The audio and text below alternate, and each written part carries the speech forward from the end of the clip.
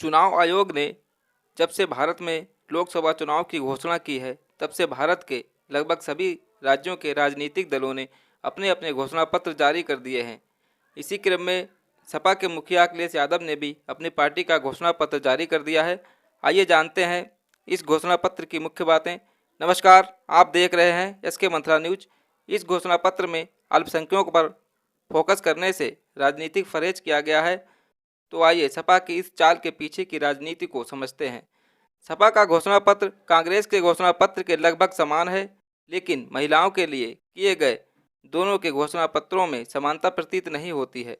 सपा के मुखिया अखिलेश यादव ने अपने घोषणा पत्र में महिलाओं के लिए 3,000 रुपये प्रति माह देने की घोषणा की है। सपा ने अपने घोषणा पत्र में बड़े राजनीतिक ढंग से अल्पसंख्यकों पर फोकस करने से फरेज किया है। सपा के इस घोषणा पत्र में कांग्रेस की कई गारंटियां शामिल की गई हैं, लेकिन महिलाओं के लिए किए गए वादों में समानता नहीं है।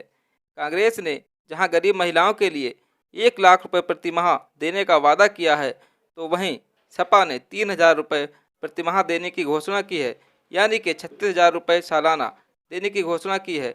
सपा ने अपने घोषणा पत्र को जनता का मांग पत्र बताया है। यूपी में अल्पसंख्यकों को सपा का वोट बैंक माना जाता है, लेकिन इस घोषणा पत्र की खास बात यह है कि इसमें अल्पसंख्यकों को तीसरे पेज पर रखा गया है। यह भी जिक्र पीडीए की रणनीति बताने के लिए किया गया है।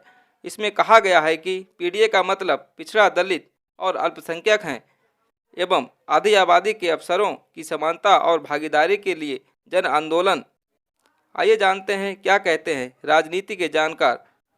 समकालीन राजनीति के जानकार और जेएनयू के रिटायर्ड प्रोफेसर रवि श्रीवास्तव कहते हैं कि धार्मिक आधार पर ध्रुवीकरण सपा के लिए मुफीद नहीं है।